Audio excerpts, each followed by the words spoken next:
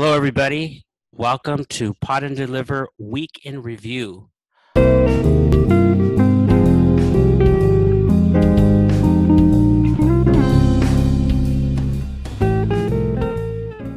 For the week ending October 23rd, I don't know. We got to get better with our dates, I think. It's hard to judge that because is it today? Is it yesterday? You know, today's the 23rd, but not when they see it. It's all confusing. We had a week. We do know that. So let's talk about the way we started the week. By the way, Jake, how are you doing today? Oh, thank you for asking, Ruben. As you could see, as the audience could see, I have my lucky Dodger hat. I like this hat because it has a rose. I look at it as a rose as a sign of love and my love for the Dodgers and their win today. And of course, I'm wearing my Dodgers shirt. It's a little different from last week. It's my little silky one. But anyway, I'm ready to go. Not only for this episode, but also for the game. Things just got weird. I heard roses. I heard silk. I heard love. I'm just going to move on.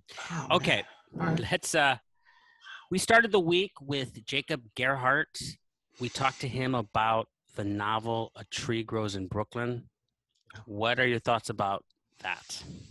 I was so excited about the episode because I enjoyed the book. I wish I had a hard copy like you guys. I felt a little jealous because you guys were able to show your hard copy, but I did have it in my Kindle. It's just not as sexy if you have it, your phone. But that being said, I just felt like Jacob really knew that book. He just knew it. And there you go. There it is. Great book. I mean, and I love the way you talked about it, Ruben, that it's a life. You said this is not your typical book with this plot and so forth. This is a story about a young lady in a place that's not there anymore. I just love what you shared. And it's true. It's not there anymore. But it made you want to be there and made you want to see what she saw. The main voice in the story. And so that being said, I enjoyed not only the book, but I enjoyed just even discussing it with Jake. And he had so many good insights. And we're talking about how we would teach it and what we got out of it and what it means today. Is it relevant today? And I think it is relevant today regarding even the whole idea of immigration and poverty and people who are just trying to make it, because there's a lot of people just trying to make it right now.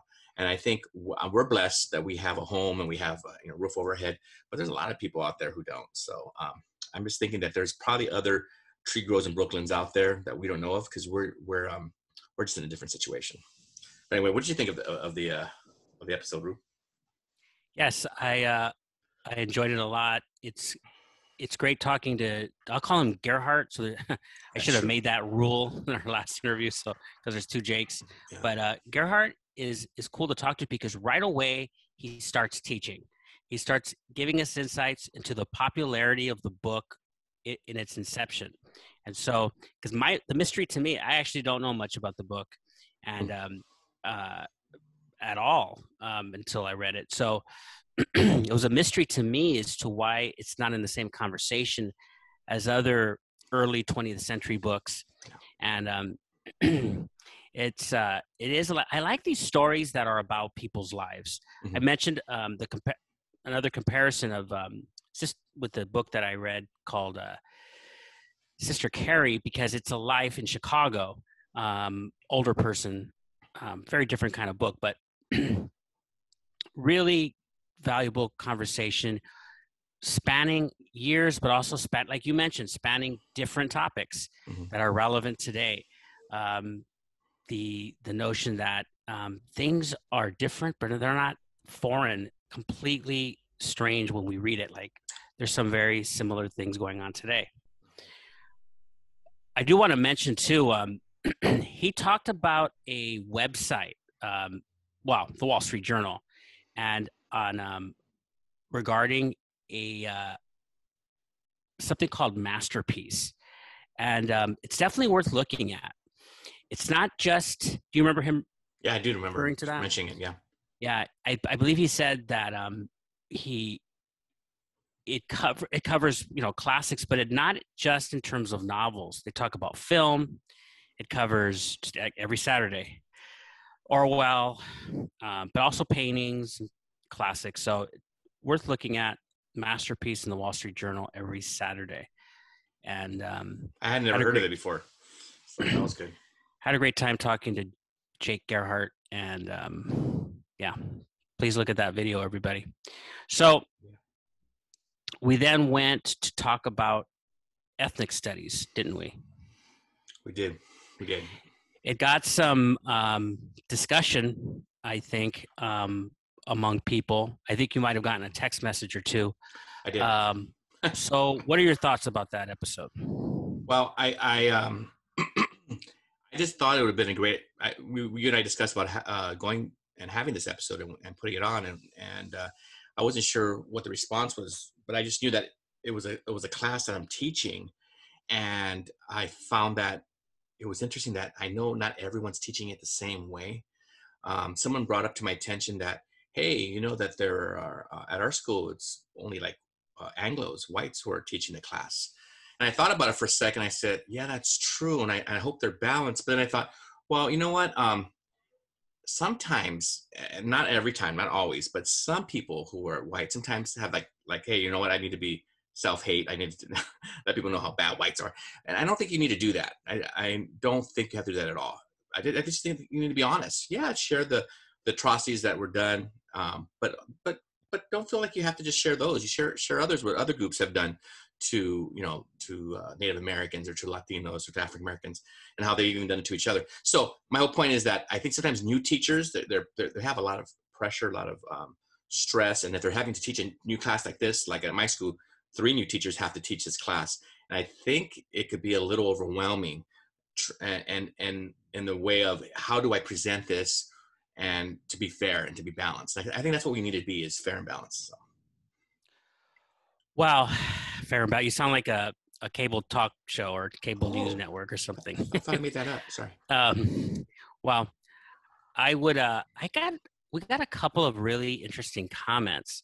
Mm-hmm. One of them from Paul Richardson, our friend here. He just left a comment, and I invite people to go look at it in its entirety. But he makes a very strong point, very good point about the issue not necessarily being always being of race as opposed to power. And that's important to teach children that one day they will all have power in certain ways, power over employees, spouses, and their children. There are some groups or individuals in history who were kind, merciful, and giving when they had the power. But history has shown that power most often reveals the darkest and worst of human nature. And that he mentions that in Indonesia, he was not allowed to be vaccinated first. He was put in the back of the line, so to speak. I mean, he didn't use that language, but he would basically, he wasn't allowed to get vaccinated first because of his ethnic group. And so, because he was white, right? Yeah, apparently. So he sort of is looking to shift the debate more in terms of power, and I think that's a very interesting take. This is one of those episodes where I look back and I think, man, there's 10 other things I could have said. Yeah. Although I thought what was discussed was pertinent, but of course he brings in a good point, and that we should look at that. And I do want to point out, speaking of the issue of power and who's at the top, who's at the top at the moment, and what is being allowed. This last week, there was talk about a walkout at our school. I don't know if that was happening at your school, but I didn't hear of any walkout at my school. At our school, students were threatening to walk out because of the vaccination mandates. Really? Yes. And I don't know how it played out. I don't think they if it did happen, I don't think people would want to let us know how many students did walk out, because it's. But I thought about this, and I thought, wow, now how are walkouts looked upon? Because typically they're looked upon very positively by educators as media, as a way of showing solidarity over power. But now that maybe someone else has power, that's not looked upon so fondly. It just made me really think about how this would have been looked upon. I Yeah.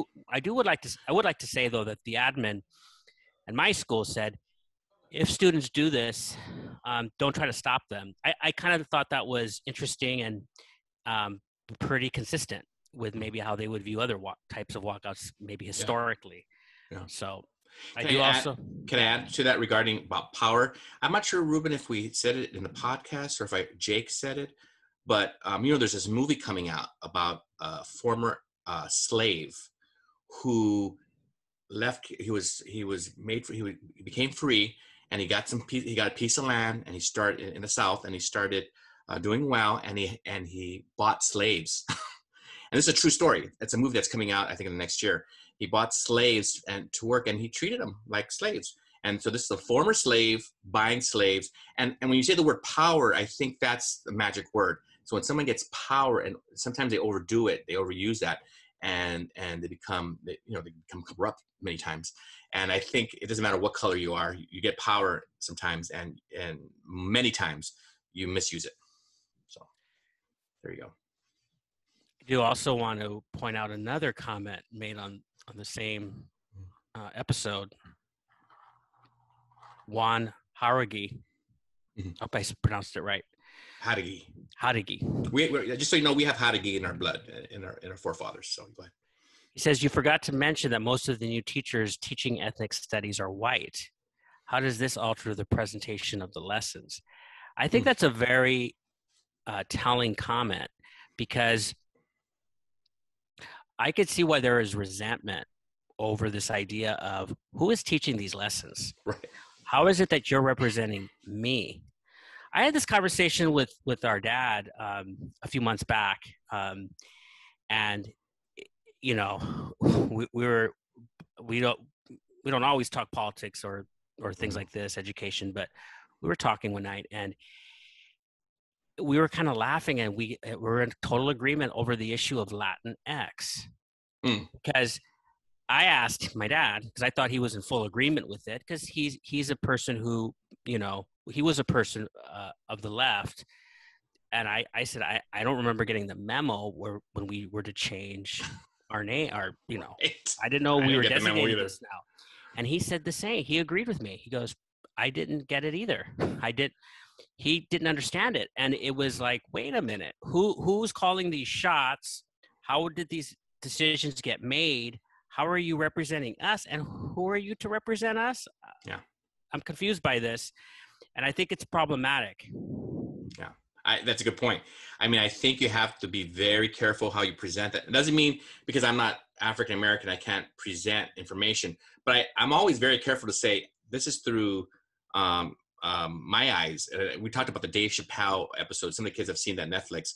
And I would say Dave Chappelle is looking at his life and his world through his eyes, which is African American man. And so we have to remember that when we talk about him. Or so when we teach, really I'm teaching through a Latino eyes. At the same time, I think when we do these lessons about different ethnic groups, we need to share that. Hey, remember who I am and which group we're talking about. And it's nice to hear their voices sometimes. So it would be good. I was thinking about this the other day, Ruben, to get special speakers from these groups to come in and speak on certain issues, because I think that'd be nice to hear that, that point of view, because I'm not a Native American. I'm not Asian American. And I'm not white, so it would be cool to get that point of view. Yes, absolutely. And so let's move on to the next episode we did, which was the review of the movie Conrack. Oh man, I've been asking you, we've been talking about this movie for a while. We haven't reviewed it yet. I can't remember when. I think I saw when I was a student teacher. Somebody must have asked me to take a look at it. But I guess the first thing that stands out to me, and then we talked about the film already, but just reviewing it again, thinking about it, people have actually texted me about this as well regarding how they've seen it more than one time, because they've enjoyed it so much. And I think it's because it's well done, the music, the cinematography, but also the story of a young man. And this is a story we see a lot of times where a young person is being stopped and is really trying to progress. And when you see that, you really want to root for him. And I just couldn't help but rooting for Conrack. And I don't think we said what Conrack was.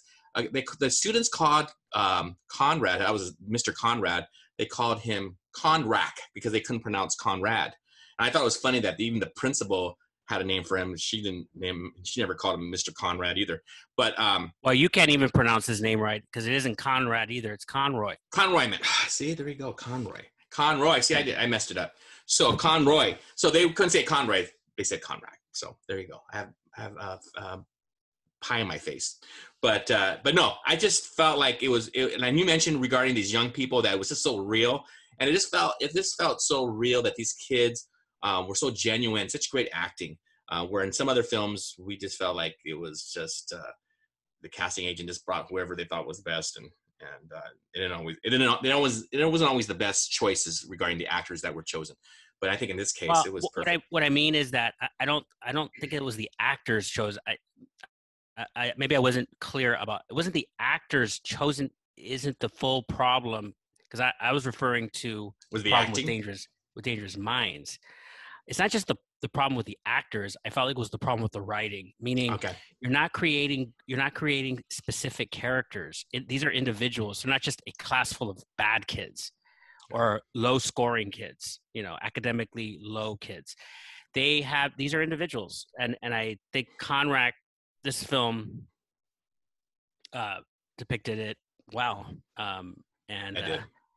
So I don't know if I mentioned this much or at all, but Jon Voight, his performance just shows the manner in which you need a good actor to elevate a film.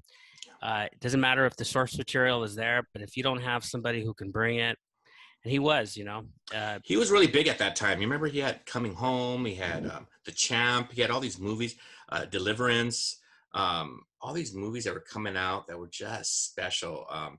And he was big. He was humongous in the 70s. Still around today, actually, right? Still doing movies. Yeah. Okay, so then that brings us to Sulu. Sulu. So yeah, I've known Sue for about 25 years. I used to have the same lunch with Sue, and so we got to know each other. And as she shared, she would sometimes send students to my class, and I would also send my students to younger classrooms if we had to deal with discipline stuff, things like in that manner, classroom management. But with Sue, you know what? I think that there's only one thing I felt bad is we didn't really go into the retirement piece. We have another person coming on to discuss retirement. We started talking about it a little bit, but we weren't able to finish. But with Sue, her specialty is music in the classroom, and I think she did a great job presenting that piece regarding how she does it, how she uses vocabulary, how she uses different instruments, and having kids getting involved, and even her ability to write music was able to be used in the classroom. And then her work with Dr. Demento, and how she got some ideas there and brought them back in the classroom, and even the whole thing with the Challenger, huh? So what were you referring to in terms of the retirement? What about that? Well, I think in the coming episodes, I meant why did you want to talk about retirement with her? Oh, because she's retired, and she's a relatively new retired. She's only been retired for a couple of years, and talk about regarding things to look for, things to get prepared for when you get ready to retire. Because I'm not sure if you know, Ruben, you and I are getting to that age. We need to start thinking about it. And so, okay. I guess I was just wondering what you meant. Like maybe there was something that she was doing now that isn't that we didn't cover. Oh no. Oh. Just some aspects of how to get ready for that and so forth. I think for me, what I walked away with, first of all, two things I think of. One is it reinforced the notion of the importance of music in the class. It's okay if somebody's not singing. You have these kids that are singing, and this joy that you don't know what music brings to a child or any, we can't go into their head even if they're not singing. And she really encouraged that, and I'm reminded of that because I do that sometimes, but it's just a reminder to do it in some capacity. it's easier for someone like me who teaches language arts, but um, in some way, it does bring joy, and it's a good teaching tool. The other thing I thought of though is that, man, I didn't even think of this because I didn't know the extent of which she was connected to music. It would have been nice for her to bring out the guitar and Oh, yeah. sing a song and show us an example. And so it felt a little bit bare in that way, or a little Missing bit that piece, yeah. missed that, but it's okay. It's in the can, and that's fine. But I will say though, going forward to next week, it's going to be a pretty good week. I'm even thinking about the week after next, which is also going to be. We actually have the next 2-3 cool weeks, planned. We have some good guests coming on and some good literature to review. So hope you guys come back on and spend time with us. Thank you for joining us, everybody. Please leave a comment. Tell us what you want to see. Tell us what we left out in ethnic studies. Can we say to have them subscribe if they haven't subscribed yet? Subscribe to the channel if you haven't. We're trying to get to 100 subscribers. I want to tell my students, yeah, I'm a YouTuber. I have 100 subscribers, and what? And drop the mic. And have them laugh at me. So thank you, everybody, and we'll see you next time. Bye-bye.